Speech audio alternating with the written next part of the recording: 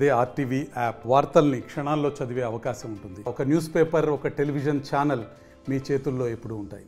Hi, hello, నమస్తే, welcome to RTV. నేను సురేష్. మీ ముందుకు మళ్ళీ ఇంకొక ప్రత్యేకమైనటువంటి ఒక కథను మీకు వినిపిద్దామని ఈరోజు మీ ముందుకు రావడం అయితే జరిగింది.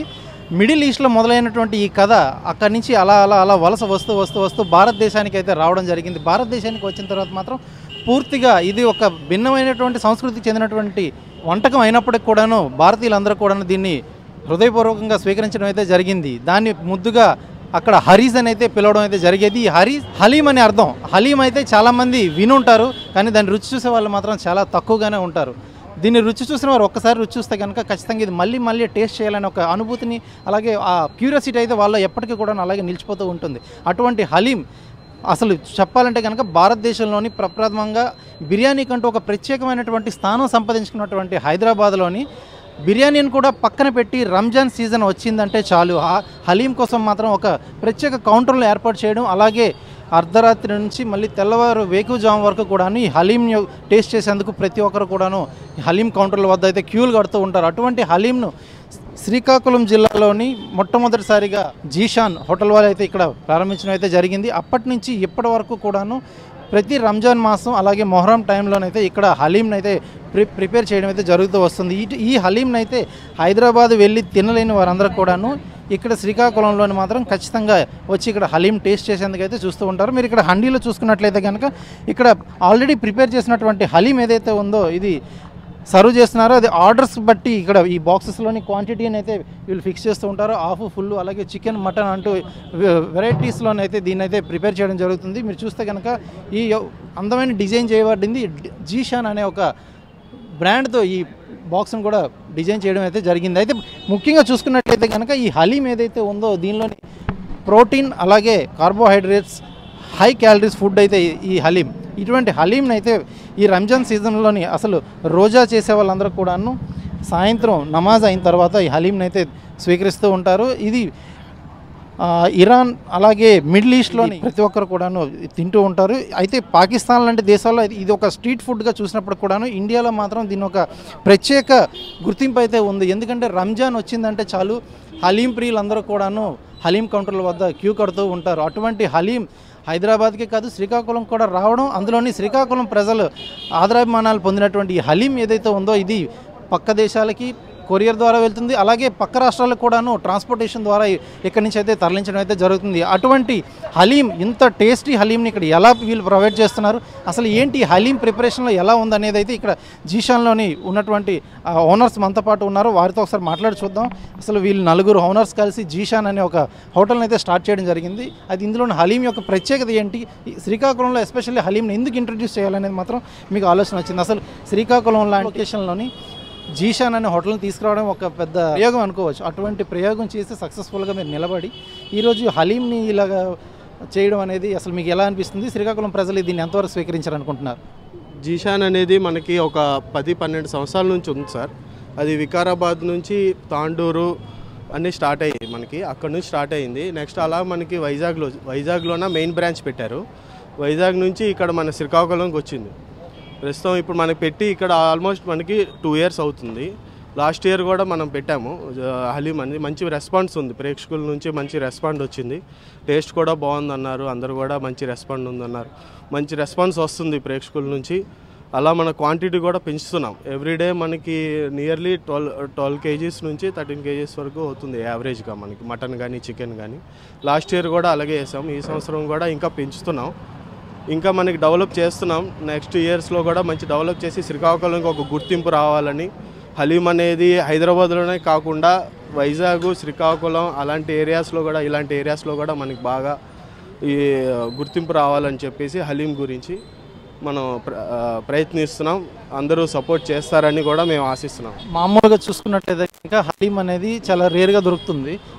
పక్క దేశాల్లో మాత్రం ఇది ఒక స్ట్రీట్ ఫుడ్లా స్వీకరిస్తుంటారు. కానీ రంజాన్ మాసంలో అసలు ఈ హలీం ప్రత్యేకత ఏంటి?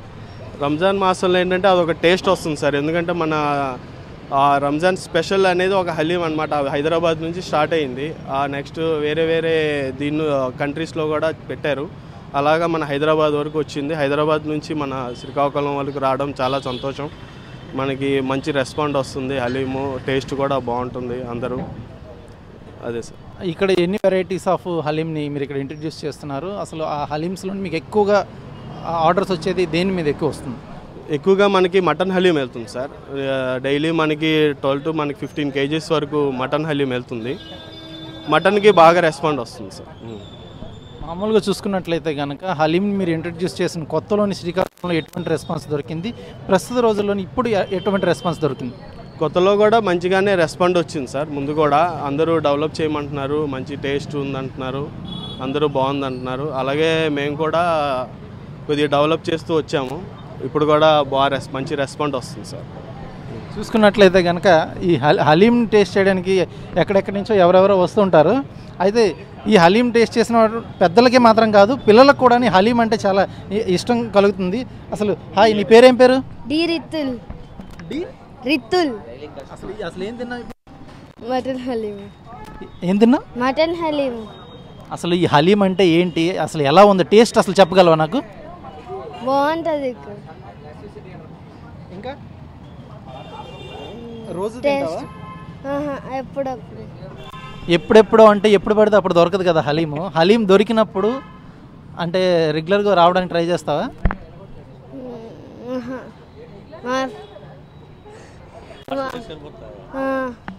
ఏంటి పార్సల్ చేసుకొని నాన్న తీసుకొచ్చేస్తాను. మీ డాడీని ఇప్పుడు అడుగుతాను నేను, అసలు నువ్వు ఇంటి దగ్గర అల్లరి పెడుతున్నావా లేదా, అసలు ఏంటి హలీం కోసం అని? అసలు ఏంటి మీ అబ్బాయి హలీం కోసం అల్లరి పెడుతున్నారా, లేకపోతే మీరే అల్లరి పెట్టి ఇక్కడ తీసుకొస్తున్నారు? లేదండి, వాళ్ళు హలీం కావాలనేసి అంటారు అన్నమాట ఇప్పుడు. అన్ని అందుకే అది కూడా ఇక్కడే తేవాలి, ఇంకెక్కడ వద్దు. ఇక్కడే అంటే మన జీషాన్ దగ్గర హలీం, చికెన్ కానీ మటన్ కానీ. ప్రాపర్ మీరు శ్రీకాకుళం వాసేనే, బయట నుంచి వచ్చినటువంటి? శ్రీకాకుళంలో హలీం అంటే ఒకప్పుడు తెలిసే పరిస్థితులు అయితే లేవు, కానీ ఇప్పుడు ప్రెసెంట్ సిచ్యువేషన్లో ఎట్లా ఉంది హలీం గురించి? బాగుందండి, అందరికీ అవేర్నెస్ వచ్చింది బాగా. హలీం అంటే అందరూ ఒకసారి ఇక్కడ ఉండదు కూడా, త్వరగా అయిపోతూ ఉంటుంది. అలాంటప్పుడు మటన్ లేకపోతే చికెన్ తీసుకెళ్తూ ఉంటాం. అలా ఇది ఏమైనప్పుడు కూడా వచ్చిన తర్వాత చికెన్ మటన్ హలీం అయితే మాత్రం ఖచ్చితంగా తీసుకుని వెళ్తూ ఉంటాం. హలీం మాత్రం ఖచ్చితంగా తినేసే వెళ్తాం. మరి రంజాన్ మాసంలో తప్ప మరి ఇంకెప్పుడు దొరకని ఈ హలీము రెగ్యులర్గా దొరికితే బాగుండని మీకు ఏమైనా అనిపిస్తుంది? అనిపించిందండి, మనకి ఎప్పుడు కావాలంటే ఒక్కోసారి అనిపిస్తూ ఉంటుంది. ఆ టైంలో ఇక్కడ ఉండదు, అయిపోతూ ఉంటుంది. అలాంటప్పుడు మనం ఏం చేయలేము. అది కూడా కొంచెం ఇయర్లో 2-3 times అయినా పెడుతుంటే బాగుంటుంది అనిపిస్తుంది నాకైతే. అలా చేస్తే మేము కూడా కొంచెం హ్యాపీ ఫీల్ అవుతాం. అయితే హలీం అంటే హలీం మామూలుగా పిల్లలకి పెట్టొచ్చా లేదా అని ఇలాంటి డౌట్స్ ఏమైనా మీకు వచ్చాయి? హలీం లేదండి, అలా డౌట్స్ ఏం లేదు. హెల్తీ ఫుడ్డే కదా, ప్రోటీన్ ఫుడ్డే కాబట్టి నో ప్రాబ్లం. చాలా వరకు చూసుకుంటే మీట్ని చాలా బాయిల్ చేస్తారు, చాలా ఎక్కువ డిగ్రీ సెల్సియస్లో దీన్ని బాయిల్ చేస్తారు. ఒక అపోహలు ఏవైతే ఉన్నాయో వాటి నుంచి మీరు కొంచెం భిన్నంగా ఆలోచిస్తున్నారు? లేదండి, అది జనరల్గా అందరూ తీసుకోవాల్సిన ఫుడ్డే కదా. జనరల్గా అందరూ తీసుకుంటే బాగుంటుంది. చిన్నపిల్లలు ఇంకా తింటే ఇంకా వాళ్ళ తాలూకు స్ట్రెంత్ కూడా ఇంప్రూవ్ అవుతుంది. చూసుకున్నట్లయితే కనుక ఈ రంజాన్ మాసం అంటేనే హలీంకి ప్రత్యేకమైనటువంటి మంత్. ఎందుకంటే ఈ హలీం తినాలనుకునేవారు మాత్రం ఖచ్చితంగా రంజాన్ మాసంలోని ఎక్కడున్నప్పుడు కూడాను ఆ హలీంని వెతుక్కుంటూ వెళ్ళి వారందరూ కూడాను హలీంని టేస్ట్ చేసేందుకైతే ముందుకు వస్తూ ఉంటారు. అలాగే చూద్దాం అసలు ఈ హలీంని అసలు ఏ విధంగా వీళ్ళు స్వీకరించారనేది చూసుకున్నట్లయితే కనుక ప్రతి సంవత్సరం కూడాను శ్రీకాకుళంలో మాత్రం ఎప్పుడెప్పుడు రంజాన్ మాసం వస్తుందా అనేది మాత్రం ప్రతి ఒక్కరూ వేచి ఉండడం, అలాగే జీషాన్లో మాత్రం ఖచ్చితంగా ఈ హలీంని టేస్ట్ చేయాలని ఒక ఆశతోని, అలాగే జీషాన్లో మాత్రం ఖచ్చితంగా తినాలి అని ఒక అనుభూతి చెందాలి అని ఒక ఆశతోని ప్రతి ఒక్కరు కూడా ఇక్కడ ఎదురు చూస్తూ ఉంటారు. అయితే ఈ రంజాన్ మాసం వచ్చేటప్పటికి మాత్రం ఈ మిడిల్ ఈస్ట్ వంటకమైనటువంటి హలీంని మాత్రం భారతదేశంలోని అలాగే శ్రీకాకుళం లాంటి ప్రాంతంలోని ప్రతి ఒక్కరు కూడా ఇక్కడికి వచ్చి టేస్ట్ చేయడం, అలాగే ఈ హలీంని మాత్రం పక్క దేశంలో చూసుకున్నట్లయితే కనుక అది రోటీస్తోనో లేకపోతే బ్రెడ్తోనో తినడం అయితే అలవాటు, కానీ మన ఇండియాలోకి వచ్చినప్పుడు మాత్రం హలీంని డైరెక్ట్గా తింటారు. దానికంటే ఒక సైడ్ డిష్ అయితే ఏం పెట్టుకోరు. అందులోనే పుదీనా, కొత్తిమీర, లెమన్ ఈ 3 కాంబినేషన్లోని హలీంని అయితే ఆరగిస్తూ ఉంటారు. ఎందుకంటే హలీం ప్రియులు హలీంని అంతగా హక్కును చేర్చుకోవడం అయితే జరిగింది. ఎక్కడి నుంచి వచ్చిందనేది పక్కన పెడితే ఈ హలీం భారతదేశంకి వచ్చిన తర్వాత దానికంటే ఒక ప్రత్యేక గుర్తింపు వచ్చింది. అలాగే 2010లోని జియోగ్రఫికల్ ఐడెంటిఫికేషన్లో మాత్రం దీనికంటే ఒక ప్రత్యేక స్థానం లభించింది.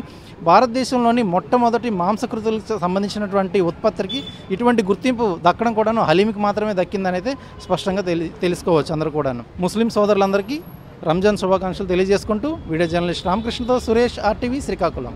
మరిన్ని వీడియోస్ కోసం ఛానల్ ని సబ్స్క్రైబ్ చేయండి, లేటెస్ట్ అప్డేట్స్ కోసం వాట్సాప్ ఛానల్ ని ఫాలో చేయండి అండ్ లింక్ డిస్క్రిప్షన్ లో ఉంది.